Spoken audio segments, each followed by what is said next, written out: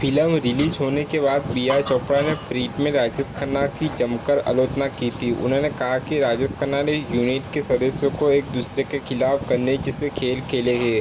यहाँ तक कि फिल्म की नायिका को भी एक दूसरे के खिलाफ कर दिया था। वर्षों बाद उन्होंने अपनी समस्या सुलझाई और आवाम किया।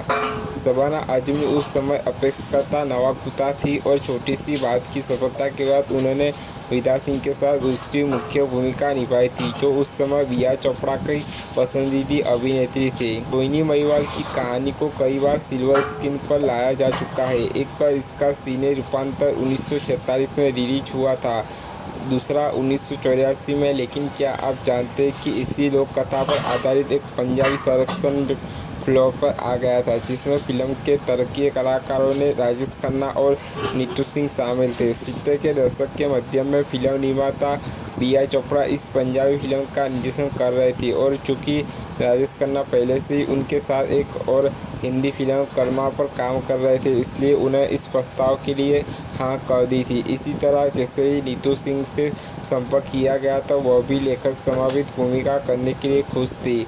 इस प्रकार सभी कलाकारों के चयन के साथ मुख्य अतिथि के रूप में चंडीगढ़ के तत्कालीन मुख्यमंत्री ज्ञानी जैल सिंह की उपस्थिति में फिल्म का मुहूर्त किया गया था। सुखाना झील के पास कुछ दृश्य फिल्माए गए थे। राजेश खन्ना, नीतू सिंह और डिम्पल कपड़िया की एक झलक पाने के लिए फैंस भारी संख्या में आए थे। कास्ट और क्रू एक सप्ताह तक शहर में रुकी और फिर वापस मुंबई चली गई।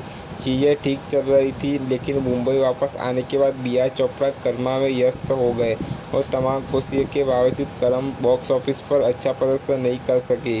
चर्चा ये है कि कर्मा की असफलता के कारण फिल्म सोनी महिवाल बंद हो गई थी और सितारों से सजी एक बड़ी पंजाबी फिल्म मशहूर कुछ दृश्यों और गाने की रेटिंग से आगे नहीं बढ़ सकी। बी.आर. चोपड़ा ने 2 सफल फिल्मों दूध और पति पत्नी और वो के बीच कर्मा बनाई थी। ऐसा कहा जाता था कि बी.आर. चोपड़ा उस समय भाग्यशाली थे जब उन्होंने छोटे बजट की फिल्में बनाई थी।